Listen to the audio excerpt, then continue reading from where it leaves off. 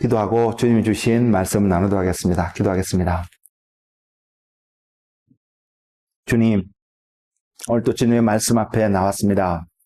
주님, 우리에게 들을 수 있는 길을 허락하여 주시고 깨닫는 마음을 허락하여 주셔서 주님의 말씀 앞에 입술로 아멘으로 우리의 삶 속에서도 동일하게 아멘으로 화답하는 은혜의 믿음의 삶을 사는 한 사람 한 사람 되도록 주님 축복하여 주옵소서. 성령님이 회전 가운데 임하여 주시고 우리의 심령을 만져주셔서 하나님의 말씀을 온전히 보고 깨닫고 느끼고 경험하는 그런 시간이 되도록 역사하여 주시옵소서. 말씀하옵소서. 예수님 이름으로 기도드렸습니다. 오늘 여러분과 함께 나누는 하나님의 말씀은요, 고린도전서 2장 16절입니다. 고린도전서 2장 마지막 절인데요, 16절 말씀입니다. 제목은 그리스도의 마음이라고 이렇게 정했습니다. 고린도전서 2장 16절입니다. 고린도전서 2장 16절 1절입니다. 제가 봉독하겠습니다. 누가 주의 마음을 알아서 주를 가르치겠느냐? 그러나 우리가 그리스도의 마음을 가졌느니라. 여러분, 이 말씀에 아멘이 되세요? 성경에 이 과거형이거든요. 우리가 그리스도의 마음을 가질 것이다 라고 표현되어진 것이 아니라 우리가 그리스도의 마음을 가졌다라고 표현하고 있습니다. 이것이 하나님의 말씀입니다. 하나님이 선포하고 있습니다. 그것도 모든 사람이 하는 말씀이 분명히 아닙니다. 하나님을 믿는다고 나와 있는, 지금 우리의 모습을 보면 우리 같은 사람일 수 있다고 표현할 수 있는데, 이런 사람들에게 하나님이 선포하시는 내용이 너희는 그리스도의 마음을 가진 자라고 선포하고 있는데, 하나님은 선포하고 있는데 여러분은 그 하나님의 말씀에 여러분의 마음이, 여러분의 생각이, 여러분의 삶의 모든 영역이 일치하는 그러한 고백을 하실 수 있으신가요? 달리 보면 이렇게 질문할 수 있겠죠. 우리는 하나님의 마음을, 그리스도의 마음을 가진 자인가요? 분명하게 저도 그렇고요, 여러분도 그렇고요, 모두에게 과거부터 지금 이 순간까지의 모습이 어땠든 지금 이 순간부터 앞으로의 시간 속에서는 그리스도의 마음을 가진 자인 삶을 살아가는 한 분 한 분 되시기를 정말로 소망합니다. 제목에서 말씀을 드렸던 것처럼 그리스도의 마음을 제가 설명을 드리려고 하는데요.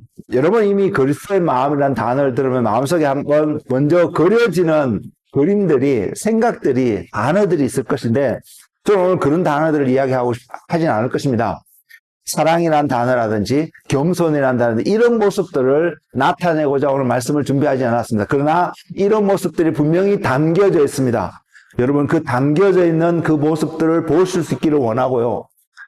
하나님께서 그리스도를 통해서, 성령님을 통해서 우리에게 보여주시는 그리스도의 마음, 하나님의 마음이 어떠한 마음인지를 보고 저와 여러분 삶 속에 동일하게 그 삶의 어떤 모습들이 나타나는 은혜가 있기를 원합니다. 왜냐하면 우리가 그리스도인으로서 또는 여러분이 믿음을 고백하며 믿음의 삶을 살기로 선택하고 이 자리에 나오셨다면 여러분 안에는 반드시 이 말씀이 선포하고 있는 것처럼 주님의 마음, 그리스도의 마음이 있어야 합니다. 발견할 수 있어야 됩니다. 만약에 발견할 수 없으면 내가 믿음으로 살고 있고 살려고 하고 살고 있는 모습이 있다고 이야기를 하는데 아무리 눈 닦고 씻고 찾아봐도 내 마음속에서, 내 삶 속에서 좁쌀 만한 것이라도 그리스도의 마음이라고 표현할 수 있는 어떤 것도 만일 발견하지 못한다면 두 가지를 확인할 수 있는데요. 한 가지는 여러분이 믿음으로 삶을 전혀 살지 않는 그러한 사람이거나 또는 하나님의 말씀이, 이렇게 선포한 하나님의 말씀이 틀렸다라고 말할 수 있습니다. 근데 우리가 잘 알다시피 하나님의 말씀이 틀린 것이 아니라 하나님의 말씀은 이렇게 기록하고 선포하고 있는데 저와 여러분의 삶 속에 이러한 말씀대로 뭔가가 나타나는 것을 우리가 확정하고 증거하지 못한다면 문제는 우리에게 있지 하나님 안에는 분명히 있지 않을 것입니다. 그렇지 않을까요? 여러분 그 논리에 대해서 여러분 동의하시나요? 저는 여러분이 동의하기 원하고요. 그러면서 내 안에 있는 문제는 만일 그러지 않다면 내 안에 그리스도의 마음이 없다면 무엇이 문제가 있는가를 또한 살펴볼 수 있는 지혜가 여러분 가운데 있기를 원합니다. 왜? 믿음은요. 내가 희망하는 거, 소망하는 거, 내가 이것을 가지기 원하는 그 마음을 가지고 살아가는 것이 믿음이 아니거든요. 저와 여러분이 믿음을 가지고 오늘 살아가고 있다면 그 믿음의 결과가 되는 어떠한 에비던스와 things라고 표현되는 실제적인 어떤 것들이 저와 여러분 삶 속에 반드시 나타날 수밖에 없거든요. 그것이 믿음이라는 것입니다. 분량이 상황에 따라서 환경에 따라서 우리의 성숙도에 따라서 우리가 하나님께 얼마만큼 디보트 되어져서 성령님과 동행하는 그러한 차원에 따라서 열매의 모습들이 다르고 사이즈도 다르고 또 그것을 먹어본다면 맛도 다를 수도 있습니다. 왜? 열매가 먹음직스럽게 열렸는데도 이게 설 익은 열매면 먹었을 때 맛은 없잖아요.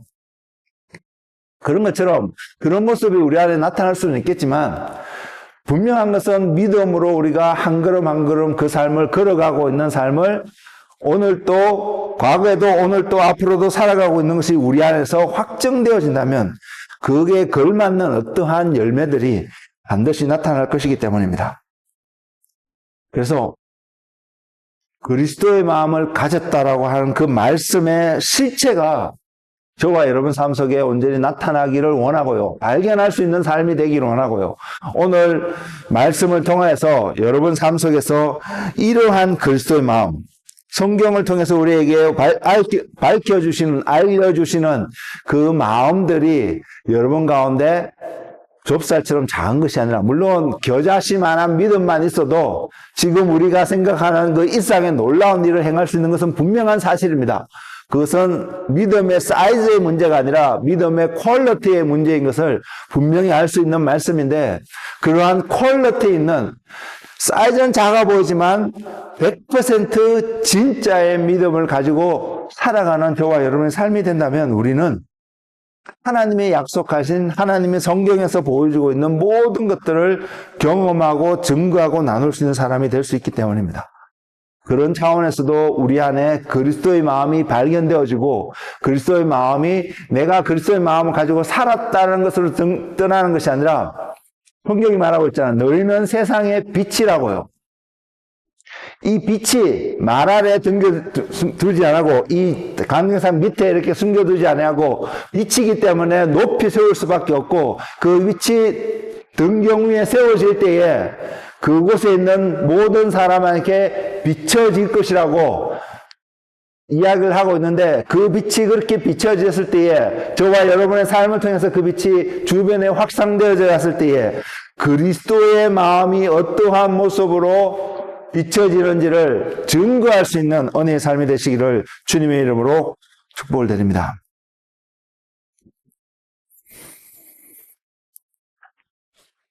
우리가 이렇게 살아야 되는데, 이런 삶을 살 수 있게 되는데, 마태복음 5장 48절 마지막 절에는요, 또한 그 말씀을 이렇게 증거하고 있습니다.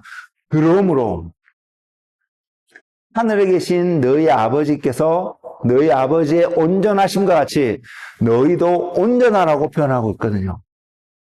자, 이것은 우리가 명령하고 있는 것입니다. 그렇기 때문에 고린도전서 2장 16절의 말씀에서 후반절에 우리는 그리스도의 마음을 가졌느니라는 과거형과는 조금 다르게 다가오는 표현인데, 마태복음 5장 48절은 하늘에 계신 너희 아버지의 온전하심과 같이 너희도 온전하라. 레위기서 19장 이전인가 이렇게 보면 이렇게 표현하고 있거든. 여호와 하나님께서 거룩하심 같이 너희도 거룩하라 라고 표현하고 있거든. 명령하고 있는 부분이 있습니다. 그래서 지금 이 말씀 앞에서는 우리가 여전히 이것에 합당한 열매가 나타나지 않을 수 있는 상태가 될지라도 저와 여러분이 바라봐야 될 목표치는, 내가 하나님 아버지와 같이, 내가 하나님을 아버지라고 부르는 자리에 있다면 우리는 하나님 아버지와 같이 온전함이 나타나야 되는구나. 그리고 그 온전함의 모습들이 어떠한 모습인지를 설명하고 있는 한 부분이, 이게 전부가 아닙니다. 한 부분입니다. 일부분입니다. 그것이 마태복음 5장 3절에서 47절 말씀 가운데 자세하게 기록하고 있습니다. 여러분, 만일 우리에게 정말로 은혜가 주어지고 능력이 주어서 심령이 가난한 자는 천국이 복이 있나니, 심령이 가난한 자는 복이 있나니 천국이 그들의 것임이라고 말씀하시는 말씀처럼 내 심령이 가난해지고 이렇게 해서 삶으로 인해서 하늘에 계신 너희 아버지의 온전하심 같이 온전한 삶을 살았다고 말할 수 있는 우리의 삶이 나타난다 할지라도요, 완전하게 나타난다 할지라도 그것이 온전함의 전부는 아닌 것을 여러분 알 수 있기를, 기억할 수 있기를 소망합니다. 그래서 우리의 삶 속에서 그러한 삶, 그래서 우리가 쉬운 예로 마태복음 5장 3절에서 47절 말씀, 또한 성경에 나오는 어떤 구절의 말씀들을 우리의 삶 속에서 순종하면서 나타나게 될 때에, 살아가게 될 때에 우리에게 두 가지 특징의 삶이 분명히 나타날 것입니다. 하나는, 그 특징이 한 부분은 전체적으로 표현해서 어떻게 표현할 수 있냐면 구별되어진 삶이구나라는 것을 표현할 수 있습니다. 구별되어진 삶으로 볼 수 있는데, 이 구별되어진 삶의 특징은 이것이 어떻게 구별되어지느냐, 다른 말로는 거룩한 삶이라고 표현할 수 있는데요, 우리가 어떻게 거룩한 삶을 살 수 있느냐, 그것을 어떻게 알 수 있냐면요, 마태복음 5장 3절에서 47절의 기본적인 이 말씀들은 대다수의 세상에 속한, 대다수라고 표현하면 맞겠죠? 모든 세상에 속한 사람들은 행하지 않는 삶입니다. 또는 세상에 있는 속한 사람들보다 마태복음 5장 3절에서 47절에서 기록하고 있는 말씀들은 세상에서 행하고 있는, 살아가는 어떤 사람들보다도 하나 더하는 삶의 모습입니다. 마태복음 5장 47절의 말씀이 뭐냐면, 저는 이번에 말씀을 암기하면서 스프라이즈로 다가왔던 말씀인데 뭐냐면, 너희 형제에게만 무난하면 다른 사람보다도 남보다 더 하는 것이 무엇이냐? 이방인들도 이같이 아니하느냐라고 말하고 있더라고요. 형제에게 무난한 건 너무나 당연한데, 너희 소위 그리스도인이라는 사람들이 형제에게만 무난하면 소용없다는 거죠. 왜? 그건 다른 이방인들, 제가 표현하면 세상 사람들도 다 할 수 있는 하는 일들이기 때문에, 이래갖고는 소위 구별되어진 삶이 안 된다는 것을 성경이 보여주고 있습니다. 그렇기 때문에요, 여러분에게 이런 질문을 드리고 시작하고자 합니다. 여러분, 구별되어진 삶을 성경이 명령하고 있는데, 여러분은 이렇게 살아가시고자 하는 그 마음의 준비를 하고 계신가요?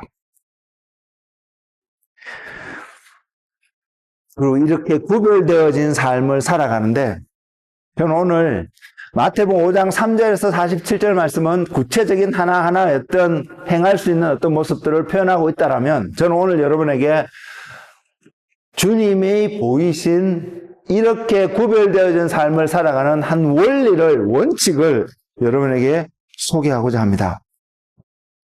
그래서 우리 안에 주님의 마음이 이렇게 온전히 세워지고 나타나지 않으면 우리는 소위 실패할 수밖에 없고 넘어질 수밖에 없는 삶을 살아갈 수밖에 없는데, 사도 바울이 그 마음을 잘 표현했습니다. 그것이 로마에 보낸 편지 속에서 사도 바울의 내면의 마음의 상태가 어떠한 갈등들이 있는지를 표현하고 있거든요. 그것을 읽어드리면 이렇습니다. 로마서 7장 24절에서 25절 말씀인데요. 오호라, 나는 공고한 사람이로다. 이 사망의 몸에서 누가 나를 건져내랴. 우리 주 예수 그리스도로 말미암아 하나님께 감사를 감사하리로다. 그런즉 내 자신이 마음으로는 하나님의 법을, 육신으로는 제 법을 섬기느니라. 그런 저와 여러분의 삶 속에, 마음 속에 지금 사도 바울이 고백하고 있는 로마서 7장에 있는 말씀과 동일한 모습의 갈등들이, 모습들이 저는 있다고 생각합니다. 여러분 있으시죠? 저는 있기를 원합니다. 전혀 난 이런 갈등도 없이 살아가고 있다면 아마 조금 문제가 있지 않을까요? 이런 생각이 드는데 여러분에게 이런 갈등이 있기를 원합니다. 그리고 또 생각해 보기를 원하는 것은 사도 바울 같은 사람도 이런 갈등이 있었는데 우리가 볼 때 사도 바울은 우리의 믿음과 우리의 신앙과는 적어도 한 발 이상 우리가 따라갈 수 없을 만큼 앞서갔다고 생각하는 경향이 우리에게 있는 사람이잖아요. 있는 분이잖아요. 그런 분도 이렇게 고백하고 있는데 우리 안에도 있는 것이 어쩌면 당연할 것입니다. 이런 당연할 수밖에 없는 우리의 마음속에 이 당연함을 넘어서 또는 사도 바울을 넘어서 주님과 똑같은 삶을 살아갈 수 있는 길을 주님이 열어놓으셨다는 사실을 우리는 볼 수 있기를 원하고요. 내가 저 사람보다는 낫다라는 기준이 아니라 주님이 설정하신 그 기준에 우리의 삶이 얼마만큼 합당하게 나타나는지 다가가고 있는지를 살펴보시는 점검하는 은혜가 여러분 삶 속에 있는 여러분 삶 속에 충만한 지혜로 있기를 주님의 이름으로 축복을 드립니다. 사랑하는 성도 여러분, 다시 한번 강조드리지만 우리는 구별되어진 삶을 반드시 살아야 합니다. 성도라면 말입니다.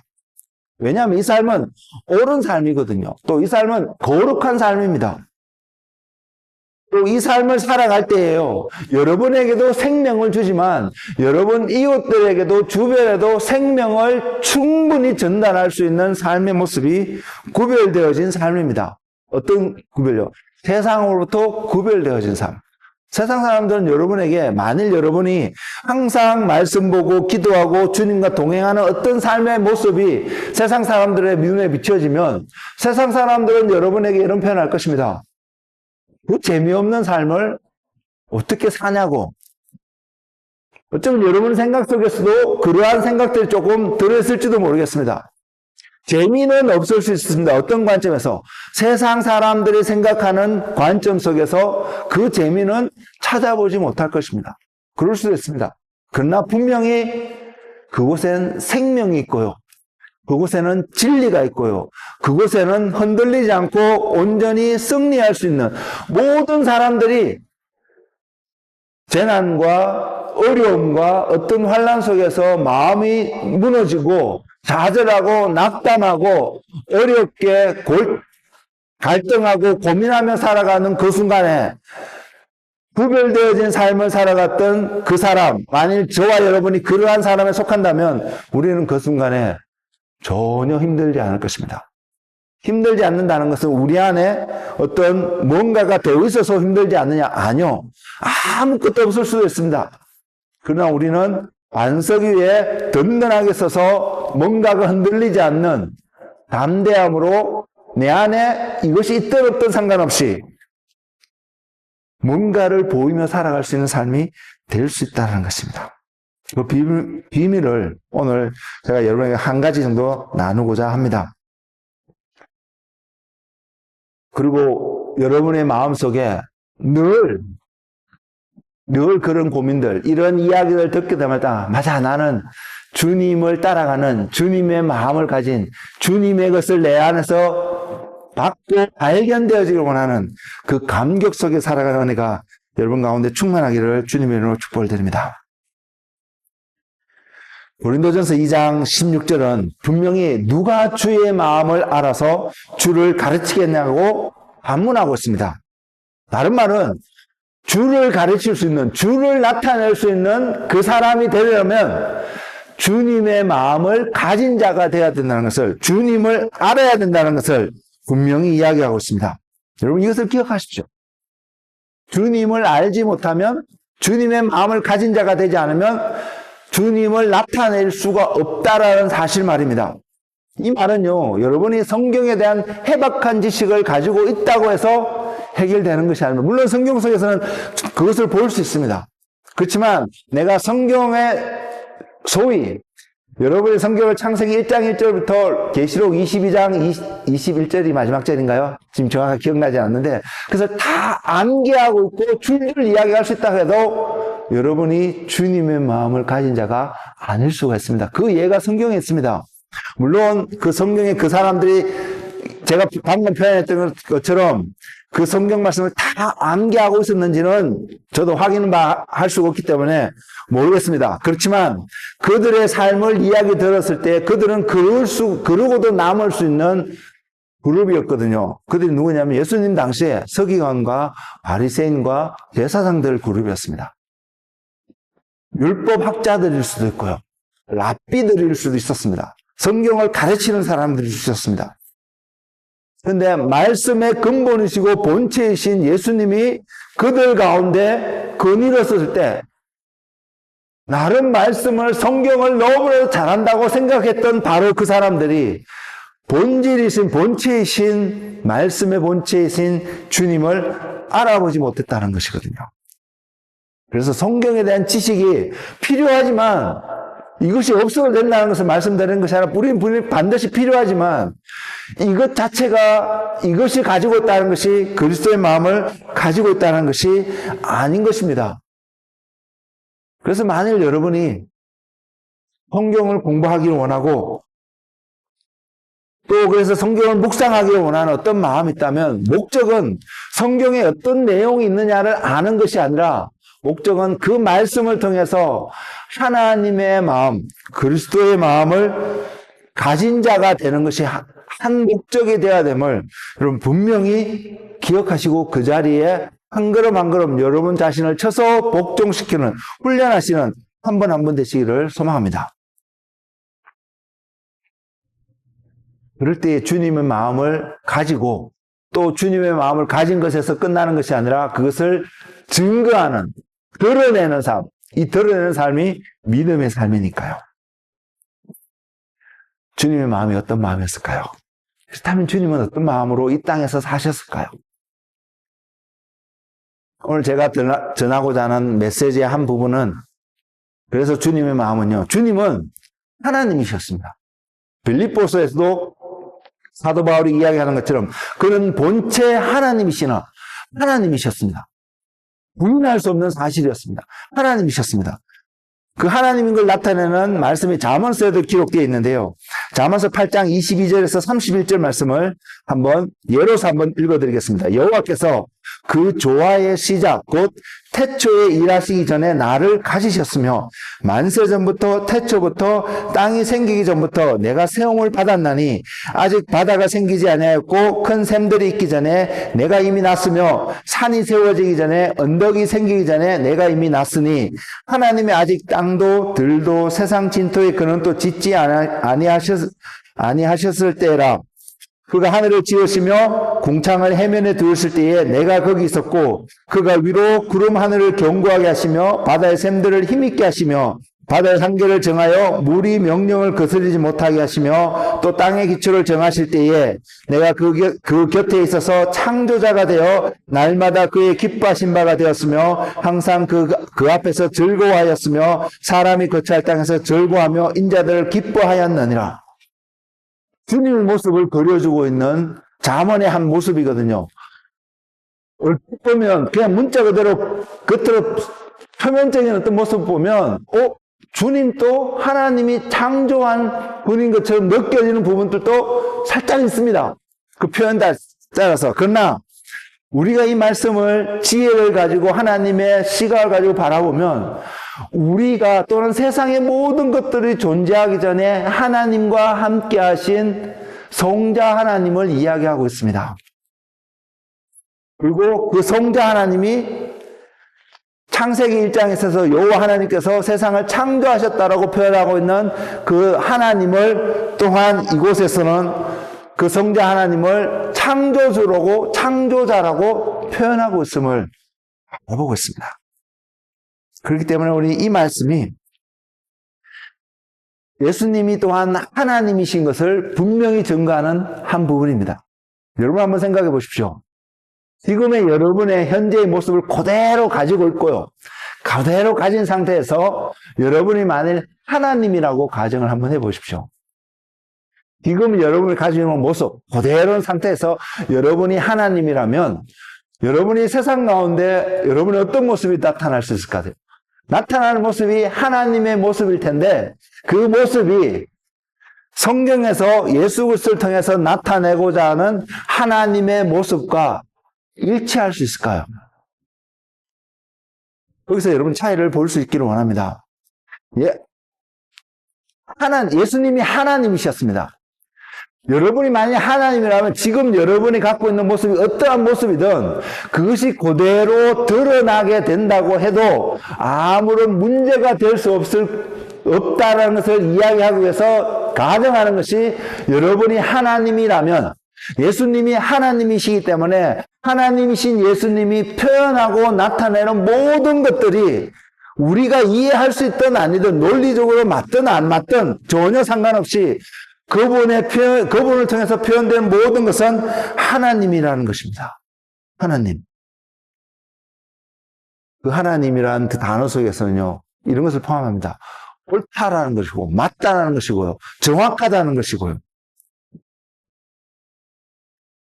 그 주님께서, 그 하나님이신 그 주님께서요, 요한복음 8장 14절과 15절에서는 자신의 정체성을 대해서 자신의 어떤 표현, 자신의 모습이 어떤 모습으로 나타나는지에 대해서 증거하고 있는데 이렇게 표현하고 있습니다. 예수께서 대답하여 이르시되 내가 나를 위하여 증언하여도 내 증언이 참되니 제가 이제 무슨 어떤 예를 여러분에게 설명하는지 좀 이해가 되시나요? 예수께서 대답하여 이르시되 내가 나를 위하여 증언하여도 내 증언이 참되니 사람인 저와 여러분이 다른 사람 앞에 내가 나를 위해서 증언해도 내 증언이 참되다라고 표현한다면 제가 만약 여러분에게 내 말은 항상 옳아라고 말씀한다면 여러분 뭐라고 반응하시겠습니까? 절대로 100% 그것을 인정하지 못하실 것입니다. 왜? 사람이라는 것을 알고 있거든요. 실수하는 죄도 짓고 부족하다는 존재를 여러분이 이미 알고 있거든요. 제가 실제적으로 부족한 것이 아니라 여러분이라는 존재가 부족하기 때문에 우리라는 존재가 부족하기 때문에 사람이 어떠한 모습 속에서도 내 말이 100% 옳아 이것이 확실해 라고 말했을 때 우리는 100% 신뢰하지는 않습니다. 사람이기 때문에. 근데 그 예수님이 사람의 모습을 입고 오셔서 눈에 보이기에는 분명한 사람의 모습인데 그분이 선포하시기를 내가 나를 위해 증언하여도 내 증언이 참되니 나는 내가 어디서 오며 어디로 가는 것을 알거니와 너희는 내가 어디서 오며 어디로 가는 것을 알지 못하느니라. 이렇게 이야기하고 있습니다. 너희는 육체를 따라 판단하나 나는 아무도 판단하지 아니하노라. 만일 내가 판단하여도 내 판단이 참되니 왜냐하면 하나님이시니까요. 하나님이시기 때문에 주님이 판단하여도 주님의 판단은 참되니 맞는데 이 판단이 참된 것을 확증하는 말씀이 그 다음 구절입니다. 이는 내가 혼자 있는 것이 아니요 나를 보내신 이가 나와 함께 계심이라. 주님이 하나님이시기 때문에 하나님이신 주님이 판단하시는 것, 증거하시는 것이 참되고 옳음에도 불구하고요. 그분이 증거하고 판단하는 것이 심판하는 것이 참된 이유가 주님이 하나님이시라는 것이 아니라 주님과 함께하고 계시는 성부 하나님. 주님을 보내신 그분이 주님과 함께하고 있기 때문에 주님의 판단이 주님의 증거가 참되다는 사실입니다. 그래서 주님은 인자라고 자신을 표현하셔도 그게 맞는 표현이었고요. 또 그 표현 속에서도 무엇을 표현하면 그 인자는 하나님이 함께하고 있는 그 사람을 표현하고 있는 또 한 단어로서 우리에게 주어졌다는 것입니다. 사람이 지금 방금 읽어드린 요한복음 8장 14절에서 15절 말씀을 반복해서 이해한다면 그 사람의 말이 참일 수 있는 유일한 조건은 그 사람이 하나님이어야 합니다. 그렇지 않으면 사람이 계속해서 이 주장을 하고 있으면 그 주장을 듣는 다른 사람들이 딱 한 단어로 그 사람을 표현할 수 있습니다. 저 사람 참 교만한 사람이네. 우리 안에도 쉽게 그런 표현들이 나올 수 있지 않을까요? 나오잖아요. 당연한 표현입니다. 근데 이 말씀이 참일 수밖에 없는 유일한 조건이 주님은 하나님이셔야 한다는 사실입니다. 근데 그 하나님이신 것도 확실하면 그분께서 이 말이 참된 것을 증거하는 것이 내 말이 참인 것은 나를 보내신 이가 나와 함께 하고 있기 때문이라고 분명히 이야기하고 있습니다. 이 말을 깨닫지 못했던 당시의 이스라엘 지도자들은 예수님을 교만하고 소통을 안 하는 사람처럼 더 나아가서 신성모독하는 자신을 하나님이라고 하나님의 아들이라고 표현을 했기 때문에 신성모독이라고 눈에 보이는 모습은 사람의 모습인데 그래서 그들은 예수님의 본 모습을 알지 못했기 때문에 위에서 이야기했던 것처럼 주님이 어디서 와서 어디로 가는지를 전혀 알 수 없는 사람들이었기 때문에 예수님을 죽일 수밖에 없었다는 사실입니다. 그렇지만 저와 여러분이 분명히 이것은 알잖아요. 이거는 언제든지 고백할 수 있잖아요. 우리가 목숨 걸고 이것을 바꿀 수 있을지는 좀 생각해 봐야 되겠지만 우리 이 고백을 하잖아요. 예수님은 하나님이십니다.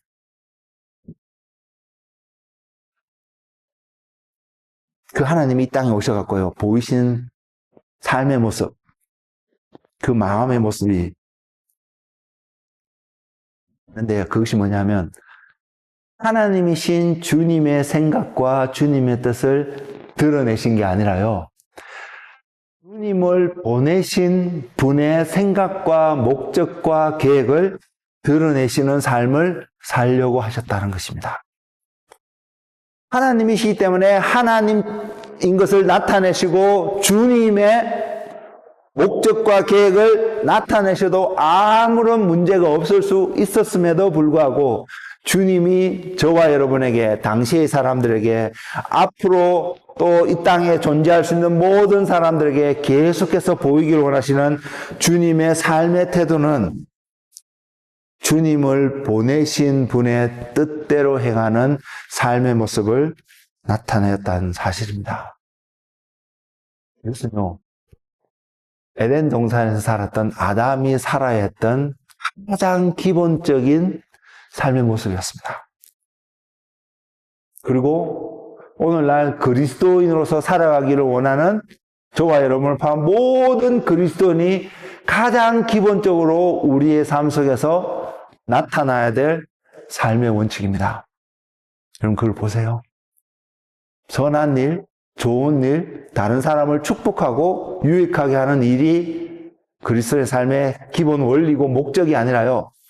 우리를 부르신 분, 우리를 보내시는 그분, 그분의 계획과 그분의 생각과 그분의 뜻이 나의 삶, 우리의 삶 속에서 드러나게 하는 삶을 살아가는 것이 저와 여러분을 부르신, 저와 여러분이 살아가야 될 삶의 모습이라는 것입니다. 그런데 우리가요, 배 가운데 있으면 그것을 할 수가 없습니다. 제 가운데 있다는 다른 말은 어둠 가운데 있는 것이잖아요. 어둡기 때문에 보이지가 않거든요. 하고 싶은 마음이 있어요. 너무나 하고 싶어요. 할 수 있을 것 같아요. 내 안에 어떤 뭔가가 있어서 할 수 있을 것 같아요. 근데 우리가 어둠 속에 있으면 보이지 않았어요. 뭔가를 만져졌는데 이게 뭔지 깨달을 수 없기 때문에 왜? 어둠 때문에요. 그래서 제대로 할 수가 없습니다. 그래서 그리스도인들은 어둠 가운데 있을 수가 없습니다. 그래서 하나님께서 우리에게 빛이신 하나님을 보이셨고요. 우리에게 그 빛을 비추셔서 성경에 이렇게 말씀하고 있잖아요. 그 빛의 한 부분이 주의 말씀은 내 발의 등불이라고요. 이 하나님의 말씀을 여러분 가까이 하면 할수록 여러분의 삶이 지금 어떠한 모습으로 살아가고 있는지 행하고 있는지를 볼 수 있다고. 왜? 빛이기 때문에요. 근데 이 말씀이 우리 삶 속에서 나타나지 않는다면 여러분이 바르고 선하고 하나님을 나타내는 삶을 아무리 살아가고 싶어 발버둥치고 노력을 한다 할지라도 절대로 살아갈 수가 없습니다. 왜? 어둠 가운데 있기 때문에요. 안 보이기 때문에요. 그 주님께서요, 이 땅에 오셔서 바로 그 삶의 모습을 보이셨습니다. 그리고 성천하시고 가시면서 제자들에게 약속하고 오늘날 우리에게도 약속하신 주님의 약속이 보혜사 성령님을 보내실 것이라고 약속하셨습니다. 성령님도 오셔갖고요. 성령님도 성령 하나님이시잖아요. 그분도 하나님이십니다. 하나님이라는 존재 자체는, 개념 자체는 무엇을 말씀하고 무엇을 행하시든 기본적으로 그것은 항상 옳고 righteous하고 justice하고 바르다는 것을 분명히 나타내고 있습니다. 근데 주님께서 그 보혜사 성령님을 보내시는데 그 성령님이 하시는 삶의 역할들이, 모습들이 뭐냐면 요한복음 16장 14절에 나타나고 있는데 그가 내 영광을 나타내니 내 것을 가지고 너희에게 알리시겠습니다. 주님의 것이 성령님의 것입니다. 하나님 아버지의 것이 주님의 것입니다. 이게 변경될 수 있는 진리는 분명히 아닙니다. 근데 주님이 우리에게 표현하시기를 어떻게 표현하냐면 내 것, 주님의 것을 가지고 그 성령님이 우리에게 알려주시겠다는 것입니다. 성령님 그분 자신을 드러내는 것이 아니라 그 성령님을 보내신 분의 뜻과 생각과 계획들을 드러내는 삶의 태도를, 모습들을 성령님을 통해서 우리에게 보여준다는 것입니다. 우리가 승리하기 위해서 능력도 필요합니다. 성령님 오시면 우리와 함께 하시면 그 능력도 분명히 나타날 것입니다. 그러나 성령님의 가장 궁극적인 모습은 우리에게 주님에 속한 어떤 것들을 우리에게 알려주시고 우리 또 그렇게 살아가게끔 하시는데 그걸 보이시는데 그것이 결국은 보내신 분의 뜻에 합당한 삶을 살아가게끔 하신다는 것입니다. 그래서 그 성령님 오셔서 요한복음 14장 26절에는 이렇게 증거하고 있습니다. 보혜사 곧 아버지께서 내 이름으로 보내실 성령, 그가 너희에게 모든 것을 가르치고 내가 너희에게 말한 모든 것을 생각나게 하리라. 모든 것을 가르치는데 왜? 하나님이시니까 가능한 일이잖아요. 모든 것을 가르치는데 그 가르침의 모든 것의 그 범위가 어디에 소위 제한되어 있는 것처럼 보이냐면 내가 너희에게 말한 모든 것, 어떤 것도 이 모든 것의 범주 속에 벗어날 수 있는 것이 아무것도 없을 것입니다. 이 그림을 여러분 머릿속에서, 생각 속에서 충분히 그려볼 수 있기를 원하는데 이것이 다 포함되어 있는데 그 모든 것이 주님의 것이고요. 그 모든 주님의 것을 성령님이 우리에게 알려주신다는 것입니다. 주님이 이 땅에 오셔서 하셨던 것과 동일한 삶의 태도로 하신 것처럼 성령님이 우리 가운데 오셔서 동일한 모습으로 살아가시는 일치되어지는 어떤 모습을 보이고 있습니다. 우리는 연합하고 일치하는 것 참 힘든 사람이잖아요. 이유가 어디 있든 우리는 참 힘든 사람입니다. 요즘 한국의 정치 상황을 보아도 같은 당인데도 불구하고 옳고 그름을 떠나서 한 목적으로 모였을 텐데 연합하지 못하는 그러한 당의 모습들을 바라보니까 교회가 분명히 한 목적으로 모였을 텐데 교회는 주님의 몸이고 주님의 몸의 역할로서 머리 대신 주님의 뜻을 행하는 모습이어야 될 텐데 교회가 이유를 불문하고요. 누가 옳니 그러니 잘못됐니 이걸 다 떠나서 교회가 한 목소리를 내지 못하고 있다는 사실입니다. 왜 그럴까요? 물론 우리는 많은 이야기들을 이런 이유를 들으면서 이렇기 때문에 저렇기 때문에 교회가 한 그룹이 같은 목적으로 모였는데 이 그룹의 멤버들이 한 목소리를 내지 못한다고 이야기할 수는 있겠지만 오늘 말씀 앞에서요. 그냥 이렇게 표현할 수 있지 않을까요? 보내신 이의 뜻을 나타내는 것이 아니라 내 생각에 의롭고 내 생각에 옳다고 하는 어떤 모습을 주장하니까 다를 수밖에 없는, 연합할 수가 없는 그런 모습이 나타나지 않을까요? 하나님이신 성령님께서 오셔도 그분의 것을 나타내도 올바르고 참되고 100% 확실할 템에도 불구하고 그 성령님이 이 땅에 오셔서, 그 예수님이 이 땅에 오셔서 사람들에게, 세상에 보인 모습이 보내신 분의 뜻을 나타내는 삶을 사셨다라는 것입니다. 요한복음 14장 10절에는 또한 주님께서 이렇게 말씀하셨습니다. 내가 아버지 안에 거하고 아버지는 내 안에 계신 것을 내가 믿지 아니하느냐? 내가 너희에게 이르는 말은 스스로 하는 것이 아니라 아버지께서 내 안에 계셔서 그의 일을 하시는 것이라. 사랑하는 성도 여러분,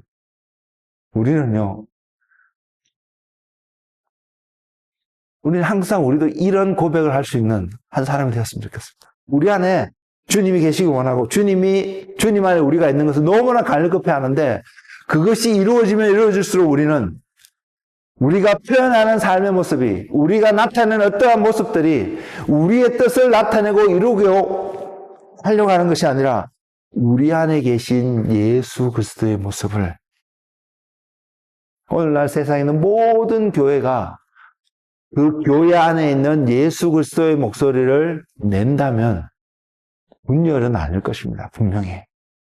그건 분명히 일치된 한 목소리일 것입니다. 그런데 우리는 어떨까요? 지금 우리는 왜 교회인데 하나같이 예수를 믿는다고 고백하고 있는데, 표현하고 있는데, 왜 우리는 한 목소리를 낼 수밖에 없는 연약함 속에 있을까요? 그 한 예를 저는 우리가 여전히 어두움 가운데 있기 때문이 아닐까 생각해 봅니다. 모르니까, 안 보이니까. 누가 옳고 내가 옳고 너가 틀렸다 이걸 떠났어요. 우린 이런 시각을 갖고 가질 수 있기를 바랍니다.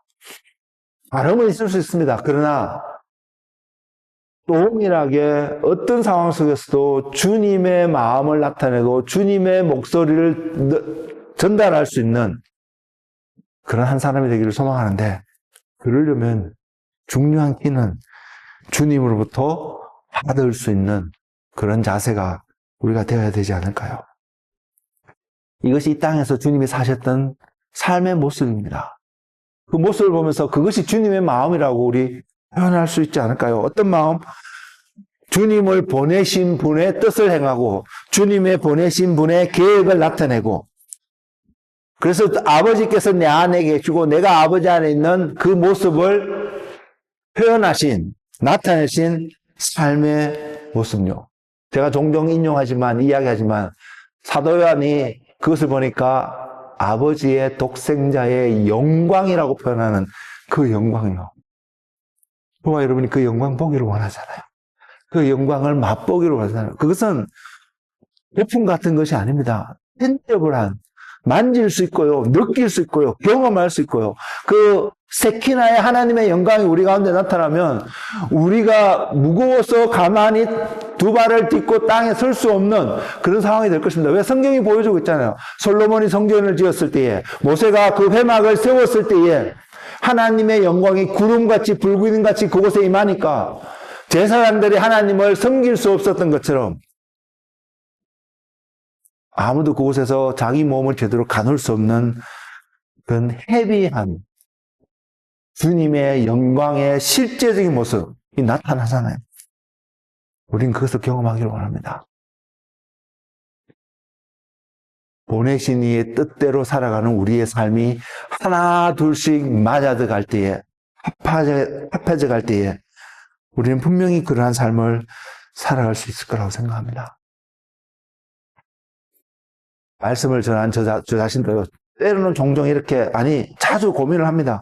더 재밌게, 더 지혜롭게, 더 멋있게, 여러분들 귀에 속속 들어오고 잘 기억에 남을 수 있도록 잘 전달하는 한 사람이 되었으면 좋겠다. 이런 마음이 제 안에 늘 있습니다.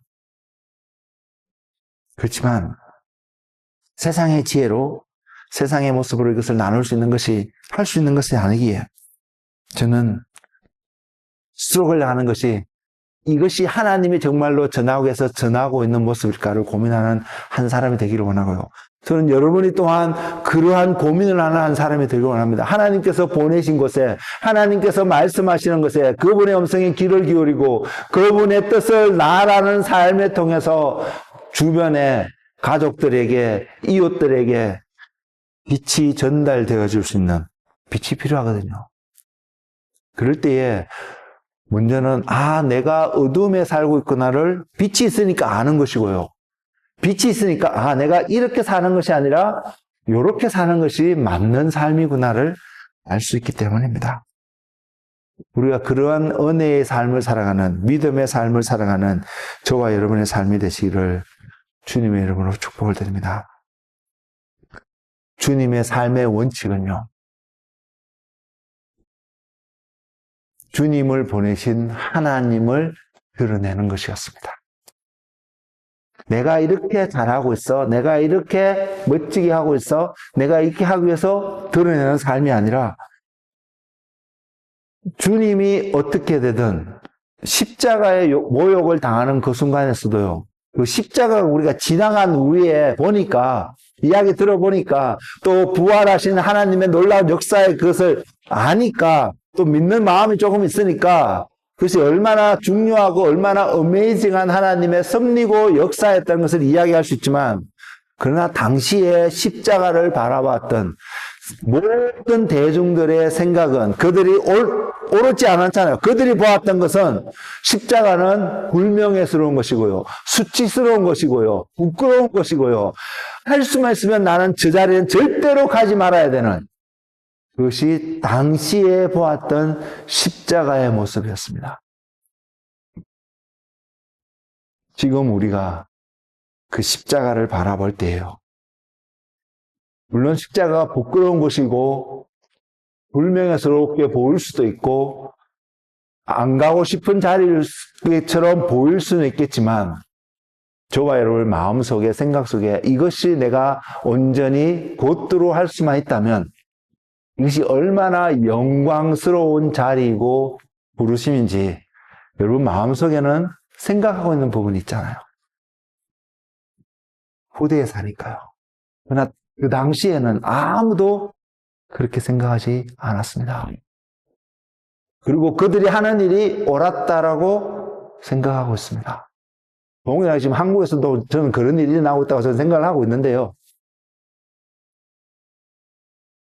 따져보고 해보고 무엇이 많은지 생각해보지도 않고 그냥 한쪽에서 우르르 몰려가니까 그것이 옳은 것처럼 이야기하고 주장하는 많은 사람들의 목소리를 듣습니다. 우리는요,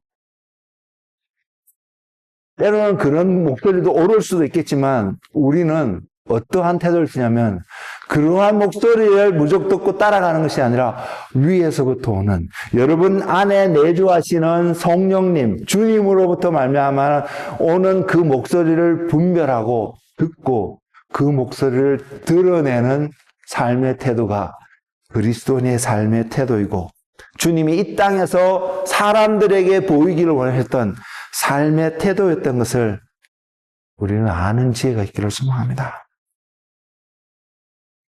그리스도의 마음은 이렇게 표현할 수 있습니다. 그분을 보내신 하나님을 증거하는 마음이라고. 자신의 생각을 드러내는 것이 아니라고요. 우리의 생각을 나타내는 것이 아니라 우리를 보내신, 우리를 부르신 그분의 생각을 나타내는 삶. 이것이 그리스도의 마음을 가진 자라는 것을 말입니다. 이것은요, 이러한 삶은 오직 한 조건에서만 가능하다고 저는 믿습니다. 그 조건이 뭐냐면 성령님이 저와 여러분 삶 속에 부족하지 않게 내주하실 때예요. 성령님이 우리 안에 계시지 않으면, 그 빛이 우리 안에 온전히 비춰져서 발산되고 있지 않으면 우리는 절대로 주님과 같은 마음을 가지고 주님이 사셨던 삶의 태도로 살아가지 못할 것입니다. 그런 관점에서 보면 마음이 청결한 자는 하나님을 볼 것이라고 말씀하고 있는 말씀이 더 와닿지 않을까요? 손이 깨끗하고 마음이 깨끗한 사람만이 여호와의 산에 올라갈 수 있다고 고백하는 시편 15편의 말씀들이 더 실제적으로 우리 삶 속에 다가오지 않을까요? 하나님. 하나님을 보니까 또 하나님이 계신 곳에 머물 수 있습니다. 그 하나님의 뜻이 전달되어지니까 그 하나님의 뜻을 사람들은 수치스러운 자리라고 거절했고 비난했고 침뱉었던 그 십자가를 하나님의 뜻인 것을 주님이 아시니까 묵묵히 그것을 지셨잖아요. 그러니까 어떤 일이 발생했어요? 사람과 하나님 사이에 화평이 이루어졌습니다. 화평케 하는 자는 복이 있나니 그들이 하나님의 아들이라 일컬음을 받을 것이요. 하나님의 아들들은 바로 이러한 자리에 갈 수 있습니다. 왜요? 그 하나님이 보이신 그 자리, 주님이 보이신 그 자리에 갈 수 있기 때문에요. 저는 가기를 원합니다. 부족하지만 가기를 원합니다. 저는 여러분도 동일하게 그 고백을 할 수 있도록 한 사람 한 사람 되기로 퀄리파이 안 할 수 있습니다. 지금의 모습은. 내가 어떻게 해라고 생각할 수 있습니다. 그래서 내가 할 수 없어. 나나 못해. 그래서 안 해. 이것이 아니라 우리가 할 수 있는 이유는 우리 안에 계신 보내주신 보혜사 성령님 때문에 할 수 있기 때문에요. 우리는 이 조건을 우리가 할 수 있는 조건을 100% 가지고 있습니다. 그래서 우리는 그 자리에 순종하는 자리에 가야 합니다. 무엇을요? 성령님, 주님, 약속하신 성령님을 내 안에 계시게 하옵소서. 주의 영을 거두지 마시고 주의 영을 나에게 부으셔서 주님이 걸어가셨던 바로 그 길을 나도 동일하게 걸어갈 수 있는 그런 한 사람이 되게 하여 주옵소서. 하나님이 찾으신 바로 그 한 사람의 모습으로 오늘 또 하나님 앞에 드려지는 그런 사람이 되고 싶지 않으세요? 저는 그러고 싶습니다. 저는 정말로 그러고 싶습니다. 저는 말씀을 준비하면서 이 말씀 앞에 주님이 저를 보내신 그 마음대로, 그 모습대로 저는 이 땅에서 정말로 살기를 소망합니다. 저는 여러분들도 동일하게 동일한 고백을 할 수 있기를 원합니다. 그럴 때 우리는 보이는 모습이 너무 다르잖아요. 다양하잖아요. 그럴지라도 우리는 한 목소리를 내는 그리스도의 마음을, 그리스도의 뜻을 드러내고 그리스도의 생각을, 계획을 나타내는 그리고 그것을 이루어가는 자리에 우리가 한 마음으로 줄을 당길 수 있는 그런 그룹이 되지 않을까요?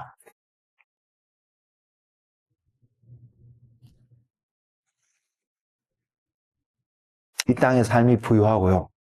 존경받고 칭찬받는 누가 보아도 부러움을 받을 수 있는 삶을 살아가고 싶은 것이 모든 사람들의 공통적인 생각이지만 그것 자체가 나쁜 것이 분명히 아니고요. 그것 자체가 옳다기보다는 그것 자체가 억셉트 될 수 있는 부분일 것이고 또한 그러한 삶을 우리가 살아갈 때에 또한 세상에도 많은 영향력을 끼칠 수 있는 한 사람이 될 수 있는 것도 분명한 사실입니다. 부인하지 않습니다. 여러분이 이룰 수 있다면 그 자리에서 그런 삶을 영위할 수 있다면 얼마든지 여러분 가십시오.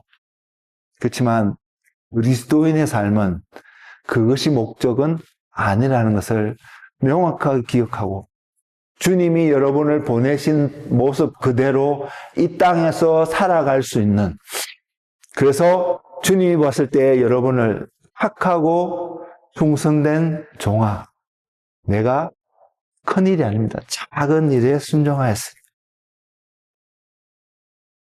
이야기를 들을 수 있는 한 분 한 분 되시기를 주님의 이름으로 축복을 드립니다. 우리가 그래서 그리스도의 마음을 가지고 그리스도를 닮는 삶의 삶의 목적을 가지고 오늘 또 살아가기를 선택한다면 여러분의 삶은 두 가지로 나타납니다.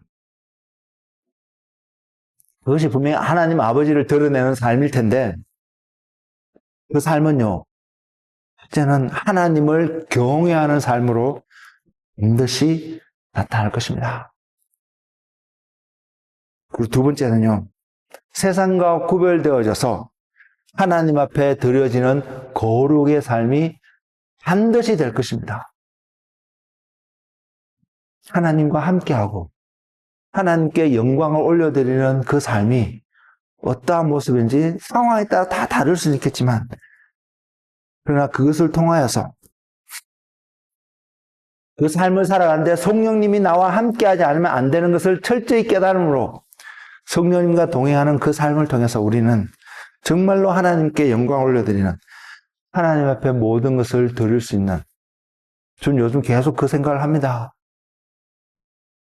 당연히 그러겠지라고 생각할 수 있었던 그 모습이, 아, 정말 나는 그렇게 하고 싶다라고 갈급함으로, 소망함으로 생기는 그 모습이 어떤 것이냐면, 계시록에 나오는 24장로들이 어린 양의 보좌 앞에 그들의 면류관을 내려놓을 수 있고, 내려놓으면서 그 어린 양을 예배하는 그 모습. 땅에서도 동일하게 그러한 삶을 살아가는 한 사람의 믿음의 사람이 되기를 원합니다. 그리고 또한 여러분들도 동일하게 그러한 믿음의 삶을 살아가시는 주님의 자녀가 되시기를 예수님 이름으로 축복을 드립니다. 이러한 삶을 위해서 우리는 다른 어떤 것 다 필요 없고 오직 한 가지, 성령님이 우리에게 필요합니다. 그래서 주님이 가시면서 우리에게 성령님이 오시는 것이 더 유익하고, 성령님이 우리 안에 계시지 않으면 이것을 할 수 없는 것을 누구보다도 잘 하셨기 때문에 그 성령님을 약속하시고 우리에게 보내셨습니다. 약속하셨고 보내셨기 때문에 이제는 우리가 그분과 함께하는 삶이 되어야 될 줄 믿습니다. 사랑하는 성도 여러분, 그분과 함께하는 삶을, 그 삶에 여러분 자신을 드리지 않으시렵니까? 기억하십시오.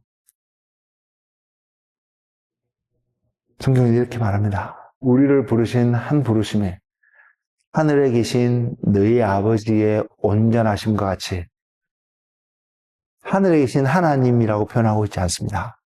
하늘에 계신 너희, 여러분의, 그의 아버지의 온전하심, 그분께서 온전하심 같이 너희도 온전하라고 오늘 말씀하고 계시는 그분의 음성을 듣는 자가 되시기를 예수님의 이름으로 축복을 드립니다. 기도하겠습니다.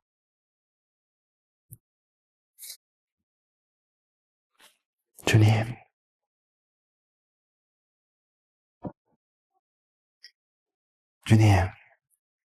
우리는 성령님이 필요합니다. 우리는 성령님이 필요합니다. 주님이 이 땅에 오셔서 살아갔던 그 동일한 삶의 태도로 주님과 연합되어지고 주님과 일치하기 위해서는 우리는 정정으로, 진정으로 성령님이 필요합니다. 우리가 지혜로워서, 우리가 능력이 있어서 이 비밀을 깨닫는 것이 아니라 주님이 약속하셨고 보내셨고 이루셨기에 믿음의 선진자들이 그 삶을 통하여서 믿음을 보여주었기 때문에 우리 또한 그 삶을 살아갈 수 있음을 바라보게 됩니다. 주님, 그래서 이 시간 주님 앞에 기도합니다. 이 시간 주님 앞에 간구합니다. 주님이 약속하신 대로, 그리고 또 주님이 말씀하시기를 이것이 너희에게 유익하다고 표현하신 대로, 또한 주님이 말씀하시기를 구하고 찾고 두드리라. 그러면 구하는 자가 얻게 될 것이고 찾는 자가 찾게 될 것이며 두드리는 자에게 문이 열릴 것이라고 말씀하시면서 성령을 선물로 주지 않겠냐고 하신 주님의 약속의 말씀이 오늘 주님 앞에 다시 한번 자신을 헌신하고 드리고자 하는 주님의 사람들에게 온전히 이루어지기를 주님의 이름으로 기도합니다. 다른 어떤 누구의, 다른 어떤 소망함으로 기도하는 것이 아니라 주님이 말씀하신 대로, 약속하신 대로 주님의 이름으로 하늘과 땅의 모든 권세를 가지신 예수 그리스도의 이름으로 우리가 기도하는 것은 약속하신 성령님을 우리에게 부어주옵소서. 우리에게 부어주옵소서. 그래서 보내신 주님의 뜻대로, 부르신 주님의 뜻대로 살아가는 믿음의 삶의 하나님의 자녀 되게 하옵소서. 예수님 이름으로 기도하였습니다. 네.